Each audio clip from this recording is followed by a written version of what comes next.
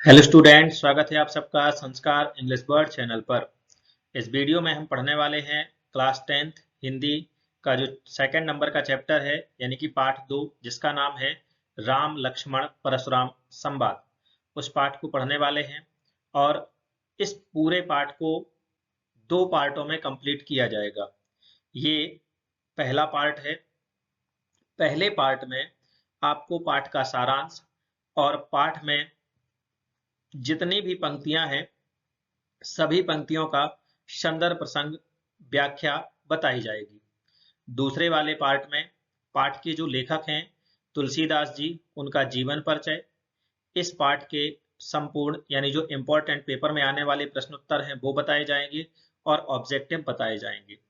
तो इस प्रकार से दो पार्टों में ये पूरा पाठ क्या हो जाएगा, कंप्लीट हो जाएगा। जैसे कि आपको बताएं, पहला वाला जो चैप्टर है वो अपन लोगों ने 4 पार्टों में कंप्लीट किया। छोटे छोटे पार्ट थे, लेकिन अपन ये चैप्टर 2 पार्टों में कंप्लीट करेंगे। थोड़ा सा ये वीडियो लंबी हो जाएगी, कोई दिक्कत नहीं। चलिए तो स्टार्ट करते हैं अपना।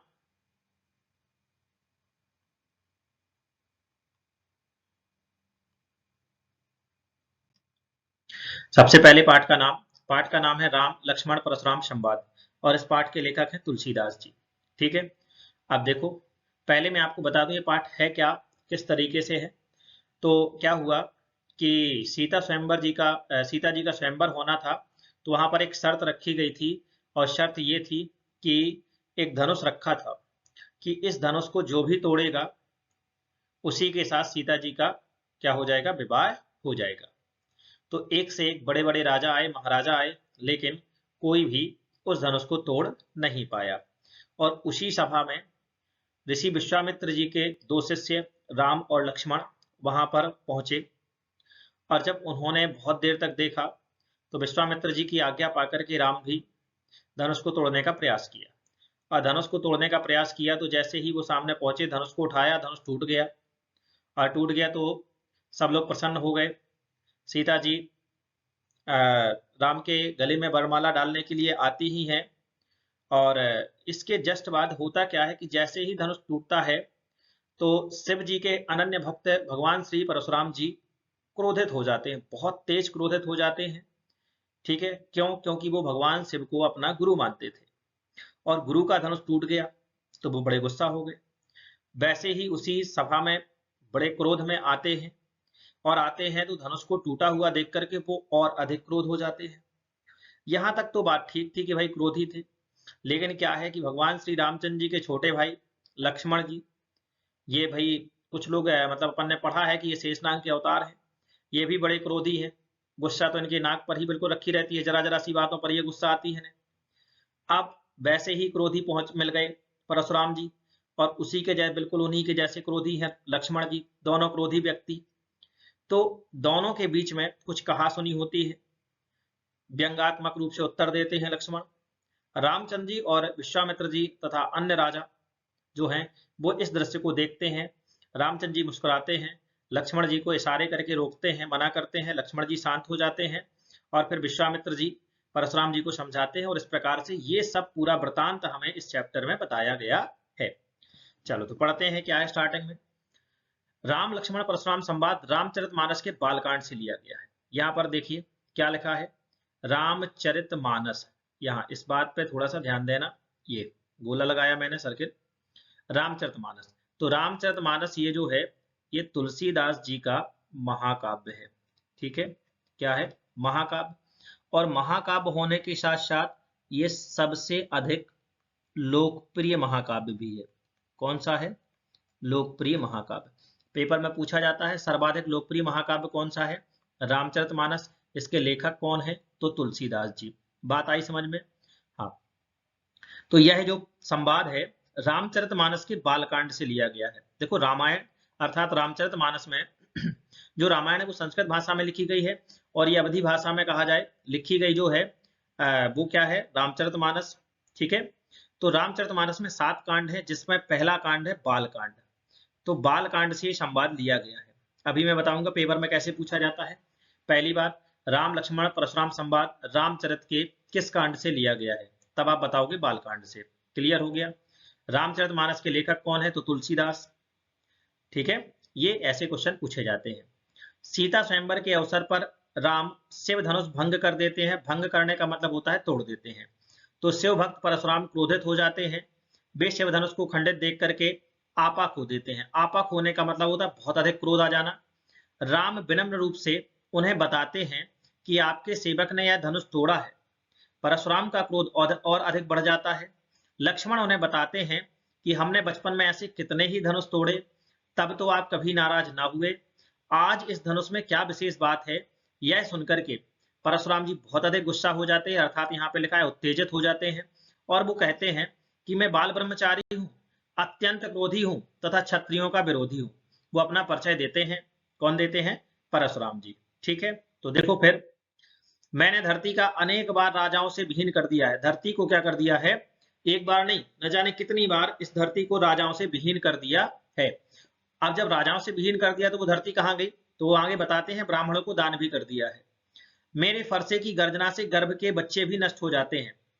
इन बातों को सुनकर के लक्ष्मण जी उत्तेजित हो उठते हैं। देखो पहली बात, परशुराम जी बड़े क्रोधी और लक्ष्मण जी भी क्रोधी। अब दोनों क्रोधी जुड़ गए हैं। ठीक है, तो यहाँ पर जब परशुराम जी ये बात बताते तो लक्ष्मण जी को बहुत तेज गुस्सा आ जाती है, और गुस्सा हो जाती है तो देखो क्या कहते हैं। उत्तेजित होते हैं और कहते हैं कि मैंने आपका यह सुन रखा है।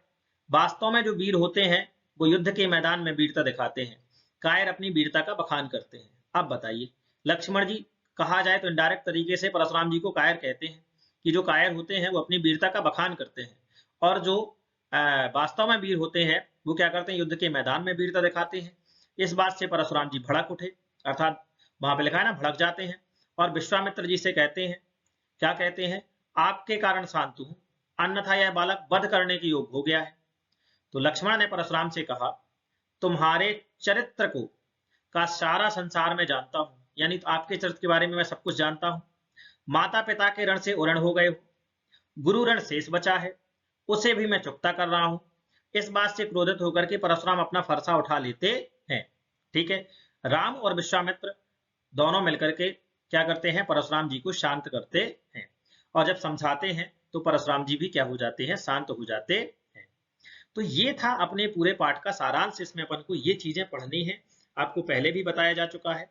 ठीक है, और अधिकांश ये बिल्कुल सिंपल चैप्टर है, सरल है, क्योंकि ये बहुत सारे जितने बच्चे हैं लगभग सभी बच्चों ने रामायण देखी है। नहीं देखी है तो लॉकडाउन में सबको रामायण दिखाई है ना। चलिए, अब ये अपने पाठ का सारांश हो गया। यहां पर देखो, अब आता है संदर्भ प्रसंग व्याख्या। तो पंक्तियां हैं। पहली पंक्ति है यहां पर, नाथ शंभुधन भंज निहारा, हुई है को एक दास तुम्हारा। आयसु काह कहिए किन मोही, सुनि रिसाई बोले मुनि कोही। सेवक सोजो करे सेवकाई, अरि करनी करी करिय लड़ाई। सुनहु राम जहि शिवधनु तोरा, सहस बाहु समसो रिपु मोरा। सो बिलगाऊ बिहाई समाजा, न तमारे जई है सब राजा। सुनि मुनि बचन लखन मुस्काने, बोले परसु धरई अवमाने। बहुधनु ही तोरी लरिकाई, कबहु न अस ऋषिकीन गुसाई। यही धनु पर ममता को ही हेतु, सुनि रिसाई यह भृगुकुल केतु। रे रे नृप बालक काल बस, बोलत तो ही न संभार। धनु ही सम त्रिपुरारी धनु, विदित सकल संसार। ये है यहाँ पर पंक्तियां, चौपाई है, लास्ट में दोहा है। अब देखिए अपन एक एक चौपाई का अर्थ पढ़ते हैं। ठीक है, बताते हैं आपको। नाथ अर्थात होता है स्वामी। शंभु, शंभु मतलब शिव जी के लिए बोला गया। धनु मतलब धनुष। भंज निहारा मतलब तोड़ने वाला। अब समझिए, नाथ शंभु धनु भंज निहारा, अर्थात जब वो परशुराम जी गुस्सा होकर के आए हैं तब रामचंद्र जी क्या कहते हैं? स्वामी शिव के धनुष को तोड़ने वाला भंज निहारा। नाथ शंभुधन भंज निहारा, अर्थात वो कहते हैं स्वामी शिव के धनुष को तोड़ने वाला, हुई है को एक दास तुम्हारा। हुई है मतलब कि होगा, को मतलब कोई, एक तो पता ही है, दास यानी सेवक, और तुम्हारा यानी कि आपका। तो पहली लाइन का अर्थ होता है, परशुराम जी जब गुस्सा में आते हैं, ठीक है, तब रामचंद्र जी क्या कहते हैं? रामचंद्र जी जो कहते हैं वो यहां से इस पंक्ति का अर्थ है कि स्वामी शिव का धनुष तोड़ने वाला आपका ही कोई एक दास होगा। दूसरी पंक्ति, आयसु कह कही, आयसु काह कहिए किन मोही, सुनि रसाई बोले मुनि कोही। अब आप मुझसे जो कुछ कहना है आप कह दीजिए, ठीक है, आपको जो भी क्रोध करना है तो आप कर लीजिए। अब परशुराम जी क्या कहते हैं, सेवक सोजो करे सेवकाई। परशुराम जी कहते हैं कि सेवक वो है जो सेवकाई मतलब होता है सेवक का काम करे। सेवक सोजो करे सेवकाई, अरि करनी करी करिए लड़ाई। तो इस लाइन का अर्थ यह है कि परशुराम जी कहते हैं कि सेवक वो है जो सेवा का काम करता है। अशत्रुता का काम करोगे तब तो दिक्कत है, तो लड़ाई करनी पड़ेगी। सुनहु राम जेहु शिव धनी तोरा, सहस बाहु समसो रिपु मोरा। परशुराम जी कहते हैं कि राम सुन लो, जिसने भी ऐसे का धनुष तोड़ा है वह सहस्त्र बाहु के समान मेरा, रिपु मतलब होता है शत्रु, रिपु मतलब क्या होता है, शत्रु, वह सहस्त्र बाहु के समान मेरा शत्रु है। अब ये सहस्त्र बाहु कौन था, तो सहस्त्र बाहु एक राक्षस का नाम है, ठीक है, जिसने आतंक फैला रखा था। तो परशुराम जी ने उसकी भुजाओं को क्या कर दिया था, अपने फरसे से काट दिया था, और इसी फरसे को बार बार वो लक्ष्मण जी को क्या करते हैं, दिखाते हैं। सो बिलगाऊ बिहाई समाजा, न तमारिये जई है सब राजा। वो ये कहते हैं कि जिस इंसान ने भी या जिसने भी इस धनुष को तोड़ा है वो इस समाज से बाहर चला जाए, और नहीं तो जितने भी राजा हैं सब मारे जाएंगे। सो बिलगाऊ, बिलगाऊ मतलब होता है बेटा अलग होना, क्या होता है, अलग होना। बिहाई समाजा, इस समाज से वो क्या हो जाए, अलग हो जाए। न तमारे जई हैं सब राजा, नहीं तो यहाँ बैठे सभी राजाओं का मैं वध कर दूंगा। सुनि मुनि बचन लखन मुस्काने। ये बात ऊपर तक तो परशुराम जी की थी, परशुराम जी गुस्सा हो रहे हैं, और इन वचनों को सुनकर के लखन अर्थात लक्ष्मण जी मुस्कुराते हैं और क्या कहते हैं, बोले परशु धरई अब माने। ठीक है, अब देखो क्या करते हैं, वो अपने फरसा लिए हुए थे, कौन लिए थे, परशुराम जी। अब ये बोलते हैं, कौन बोलता है, लक्ष्मण जी। लक्ष्मण जी कहते हैं, बहु धन ही तोरी लरिकाई, कबहु ना असृषि कीन गुसाई। अब वो कहते हैं कि बहुत सारे धनुष मैंने, हम लोगों ने बचपन में तोड़े हैं। बहु यानी बहुत सारे, धनु ही मतलब धनुष, तोरी मतलब तोड़े हैं, लरिकाई अर्थात बचपन में। कबहु ना असि कीन गुसाई, भाई बचपन में हमने ऐसे बहुत सारे धनुष तोड़े हैं, तब तो आपने ऐसी गुस्सा नहीं की। ऐही धनु पर ममता कहीं हेतु, इस धनुष पर आपकी किस प्रकार की ममता है, या इस धनुष से आपका लगाव ज्यादा क्यों है। सुनि रिसाई कहे भृगकुल केतु। तो जब इन्होंने ये बात बोली तो इस बात को सुनकर के रिसाई मतलब गुस्सा होकर के कहते हैं कौन, भृगकुल केतु। भृगकुल केतु अर्थात परशुराम जी क्या करते हैं, इस बात, उनने जब ये बात बोली तब वो गुस्सा होकर के कहते हैं, और क्या कहते हैं, रे नृप बालक काल बस बोलत तो ही न सवार। अरे नृप बालक अर्थात राजा के बालक, तू अपने काल के वशीभूत होकर के न जाने क्या बोल रहा है, अपनी बात को संभाल करके नहीं बोलता है।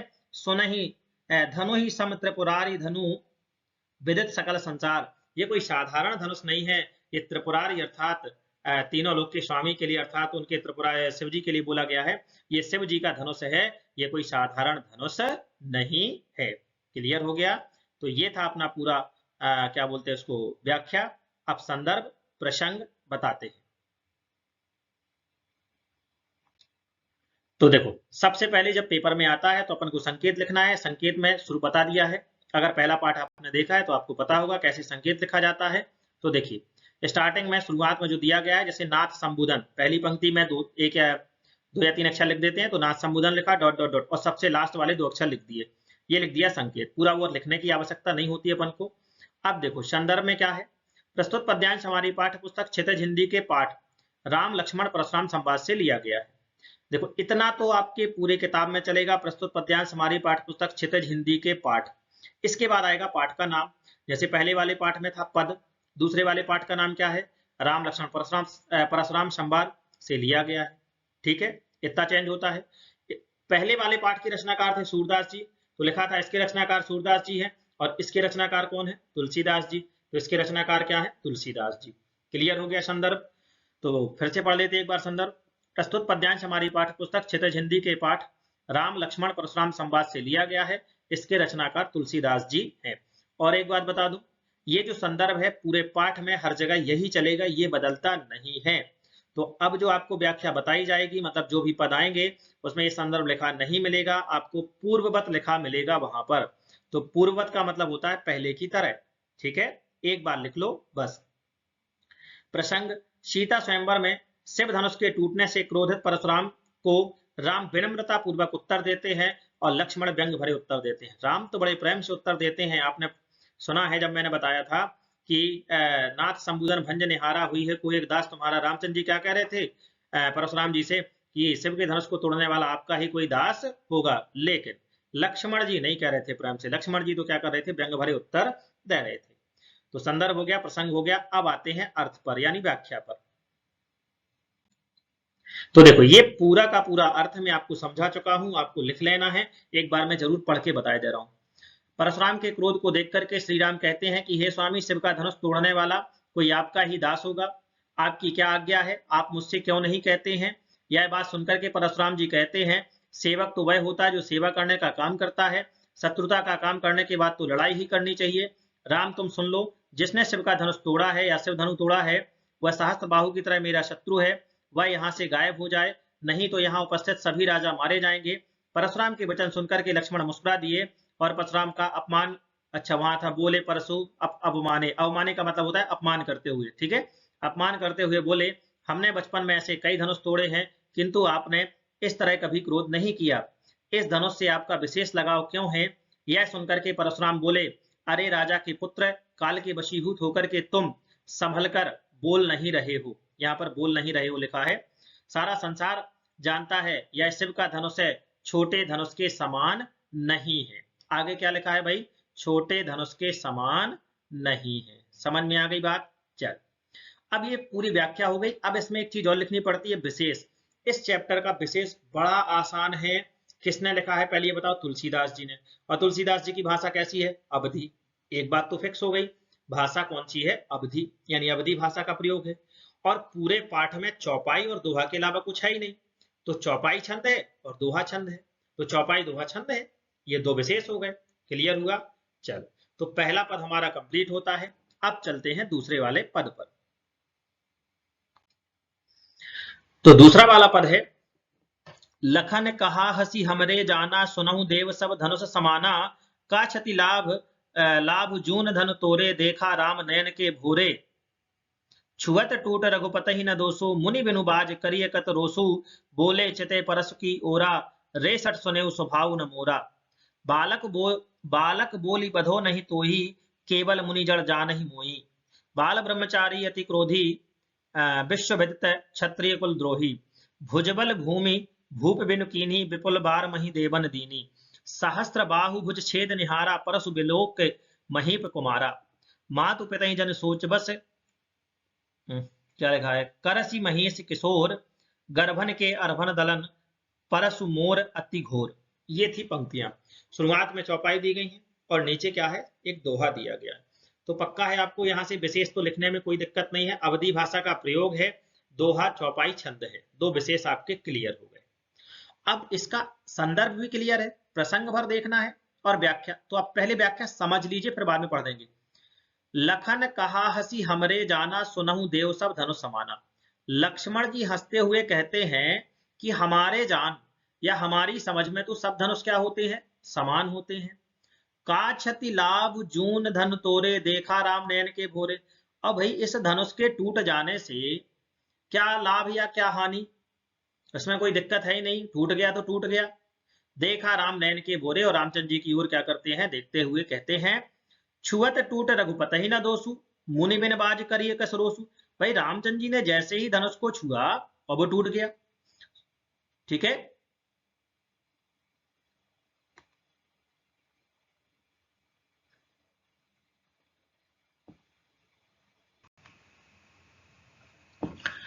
तो छुअत टूट रघुपति ही न दोसु, मुनि बिनु बाज करिए कत रोसु।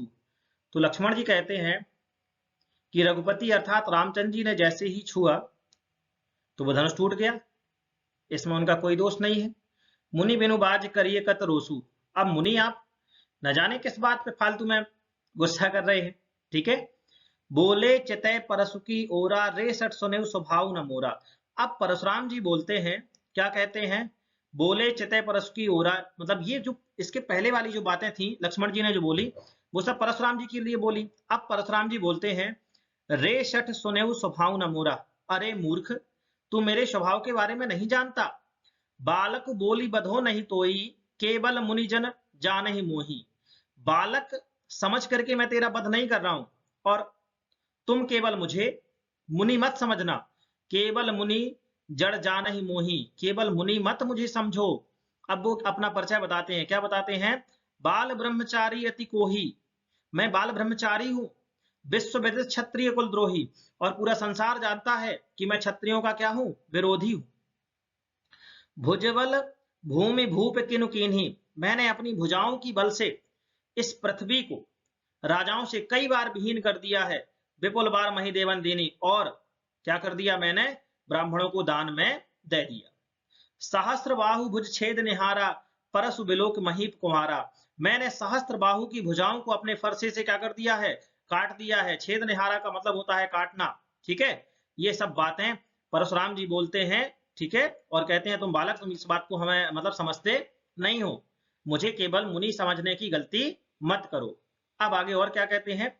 मातु पिता ही जन सोच बस, करसी महिष किशोर, गर्भन के अर्भन दलन, परशु मोर अति घोर।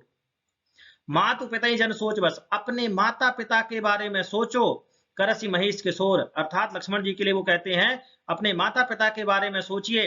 गर्भन के अर्भन दलन, परशु मोर अति घोर, अर्थात वो अपने फरसे के बारे में बताते हैं कि गर्भ के अंदर का बालक भी क्या कर देता है? दम तोड़ देता है, अर्थात वो मृत्यु को प्राप्त हो जाता है मेरे फरसे की गर्जना से, ठीक है। हाँ, तो ये बात थी। पूरी पंक्तियों का अर्थ अपन ने समझा दिया। थोड़ा सा टेक्निकल इशू आ गया था इसमें, जिस वजह से यहाँ पे थोड़ा सा आपको समझ में आ गया होगा, यहाँ पे अपन रुके थे, ठीक है। चलिए, तो अब अपन इसका संदर्भ पढ़ते हैं। तो ये है सबसे पहले संकेत, लखन कहा डॉट डॉट डॉट अति घोर। संदर्भ मैंने आपको पहले भी बता दिया था कि संदर्भ आपको पूर्वत लिखा मिलेगा, आपको आगे बताया नहीं जाएगा, तो आपसे बनता है। प्रसंग देखें, प्रस्तुत पद्यांश में लक्ष्मण ने व्यंग भरे उत्तर और परशुराम के क्रोधपूर्ण कथनों को बताया गया है। इसमें क्या बताया गया है? लक्ष्मण जी व्यंग भरे उत्तर देते हैं और परशुराम जी क्या करते हैं? वो और ज्यादा क्रोधित होते हैं। इन बातों को यहाँ पर बताया गया है। चलिए, तो अर्थ पे ध्यान देते हैं। ये मैंने समझाया आप लोगों को, वही चीज है, लेकिन यहाँ पर आपकी सुविधा के लिए मैंने क्या कर दिया है? लिख दिया है। अब देखो, परशुराम के वचनों को सुनते ही लक्ष्मण जी ने मुस्कुराते हुए कहा कि देव आप सुनिए, हमारी नजर में तो सभी धनुष क्या है? समान है। इस पुराने धनुष के टूटने में क्या लाभ और क्या हानि है? राम ने तो इसे नया समझा, लेकिन यह तो छूते ही टूट गया, इसमें राम का कोई दोष नहीं है। हे मुनि, बिना किसी कारण के आप क्रोध कर रहे हैं।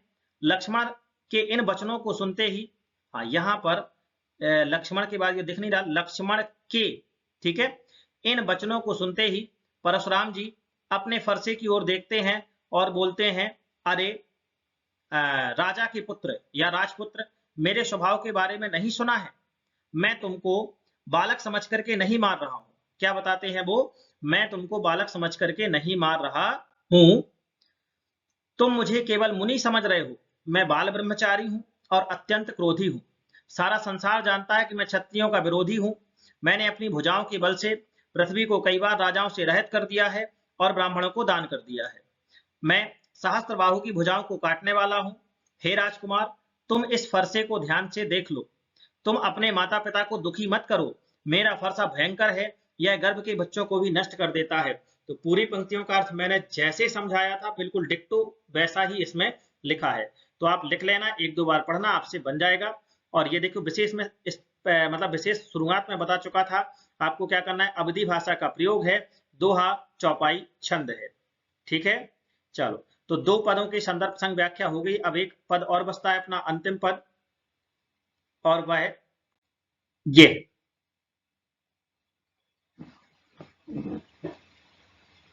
हाँ, बेहसी लखन बोले मृदुबानी, अहो मुनीस महाभट मानी, पुनि पुनि मोहि दिखाव कुठारू, चाहत उड़ावन फूंक पहारू। यहाँ कुम्हड़बतियां को नाही, जे तर्जनहि देख मर जाही, देख कुठारू सरासन बाना, मैं कछु कहा सहित अवमाना, भृगुसुति समुझ जनेऊ बिलोकी, जो कछु कहूँ सहो रिस रोकी।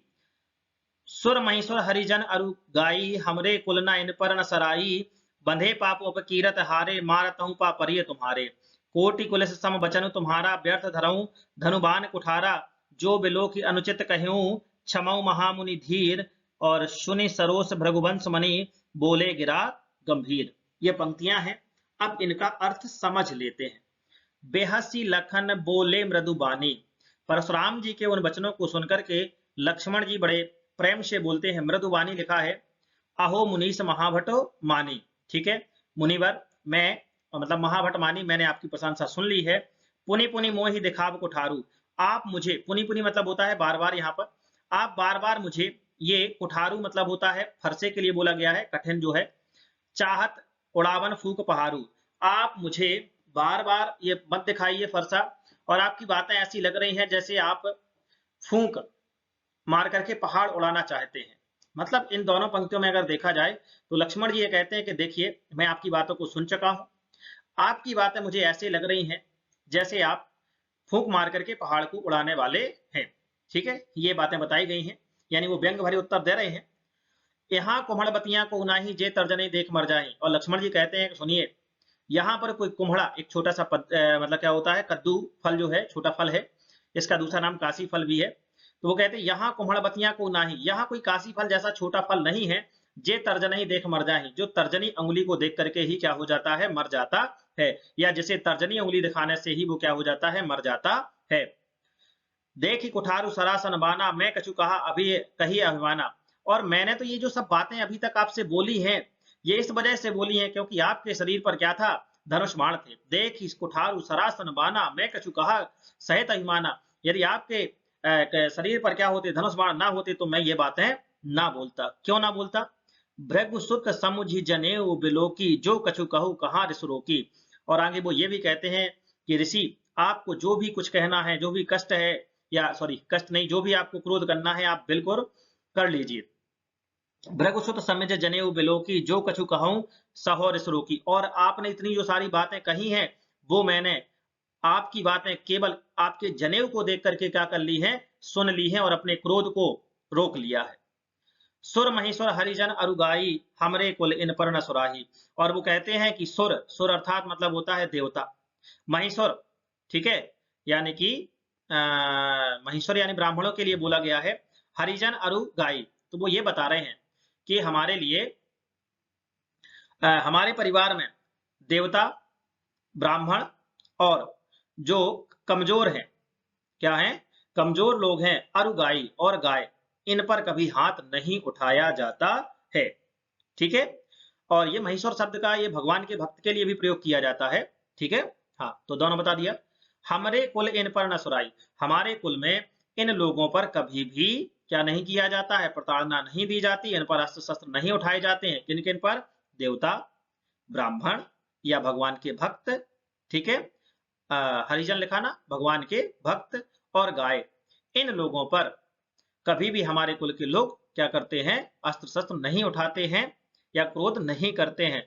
बंधे पाप अपकीरत हारे, अब कारण क्या है, अगर इनसे हार गए, पहली बात अगर इनसे हार गए, ठीक है, तो क्या होगा, हमारा अपमान होगा, क्योंकि हमारा अपकीर्ति होगी। अपकीर्ति मतलब होता है जैसे बोलते हैं ना, जैसे सम्मान होता है वैसे अपमान को बोलते हैं अपकीर्ति, बोले हमारा अपमान होगा। और मारता हूं पाप पर ये तुम्हारी, और दूसरी बात है मार नहीं सकते क्योंकि हमें पाप लगेगा। ठीक है, कोटि कुलिस सम बचन तुम्हारा, व्यर्थ धरऊं धनु बाण कुठारा। अब वो कहते हैं कि देखिए आपके वचन ही बहुत काफी है, आप तो धनुष बाण काफी मतलब फालतू में रखे हैं। व्यर्थ धरऊं धनु बाण कुठारा, आपके वचन बाणों से खतरनाक लगते हैं, आप धनुष बाण तो फालतू में रखे हैं। जो बिलो की अनुचित कहूं क्षमाऊ महामुनि धीर। और अंत में वो कहते हैं कि हे मुनि, मैंने आपसे जो कुछ भी कुछ उचित या अनुचित कह दिया हो उसके लिए मुझे क्षमा कीजिए। सुनी सरोज भृगुवंश बनी बोले गिरा गंभीर। और इस बात को सुनकर के वो क्या हुए, बड़े गंभीर स्वर में बोले।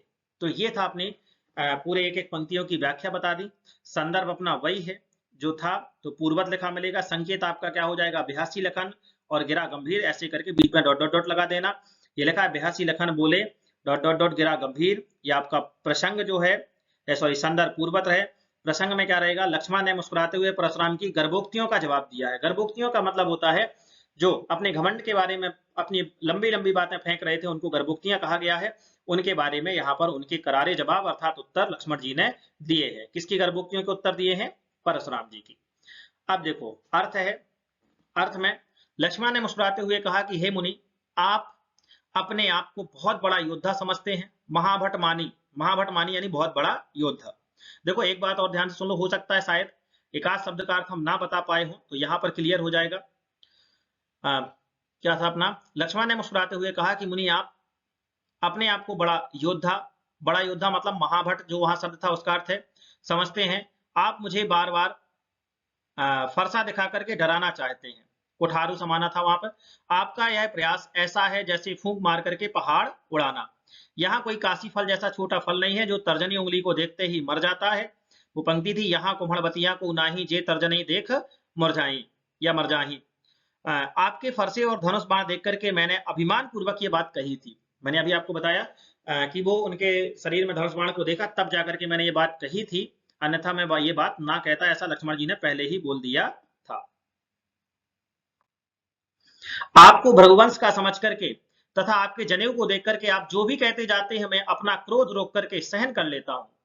हमारे कुल में देवता, ब्राह्मण, भगवान के भक्त और गाय पर वीरता नहीं दिखाई जाती है। इनका वध करने पर पाप लगता है तथा इनसे हारने पर बदनामी होती। अब कीरत था ना वहां पर, उसका मतलब है बदनामी। इसलिए आपके मारने पर भी मैं आपके पैरों में पड़ता हूं। वो ये भी कहते हैं अंत में कि अगर परशुराम जी से कि अगर आप मारेंगे भी तो भी मैं आपसे क्षमा ही मांगूंगा। आपके वचन ही करोड़ों प्रहारों के समान हैं। आप धनुष बाण फरसा तो बेकार में रखते हैं। इनको देख करके यदि मैंने कुछ गलत कह दिया हो तो क्षमा कर दो। यह सुनकर के परशुराम जी गंभीर वाणी में बोलते हैं। अब परशुराम जी क्या बोलते हैं ये आपके पाठ में नहीं लिखा है, तो इसके आगे हमने नहीं बताया है। क्लियर हो गया? तो ये विशेष भी हो गया, इसका अवधि भाषा का प्रयोग है, दोहा चौपाई छंद है। तो ये आपका पूरा का पूरा पाठ कंप्लीट होता है। इसमें पूरी संदर्भ प्रसंग व्याख्या बता दी गई है। 3 पद है इसमें, तीनों को आपको अच्छे से पढ़ लेना है, समझ लेना है। और पाठ अगर समझ में आ गया है तो फिर आपके क्वेश्चन आंसर अगले वाले पार्ट में जो पढ़ाए जाएंगे वो आपको बहुत आसानी से समझ में आ जाते हैं, जल्दी याद हो जाते हैं, और विकल्प तो और जल्दी याद हो जाते हैं। क्लियर हो गया? नेक्स्ट वाले पार्ट में आपसे मुलाकात होगी। आपको एक बार बता दूं, नेक्स्ट वाले पार्ट में यानी पार्ट नंबर 2 में क्या पढ़ा जाएगा। तो इस पाठ के प्रश्नोत्तर पढ़े जाएंगे। इस पाठ के जो रचनाकार हैं यानी लेखक जिनका नाम है तुलसीदास जी, उनका संक्षिप्त परिचय, ठीक है, भाव पक्ष, कला पक्ष, ये सब पढ़े जाएंगे जो कि पेपर में 3 नंबर का आता है। और इस पाठ के सभी ऑब्जेक्टिव क्वेश्चन क्या किए जाएंगे, पढ़े जाएंगे, यानी वस्तुनिष्ठ प्रश्न पढ़ेंगे और पाठ हमारा कंप्लीट हो जाएगा। पढ़ते रहना है, मुस्कुराते रहना है। अगले वाले पाठ में मुलाकात होगी। जय राम जी की।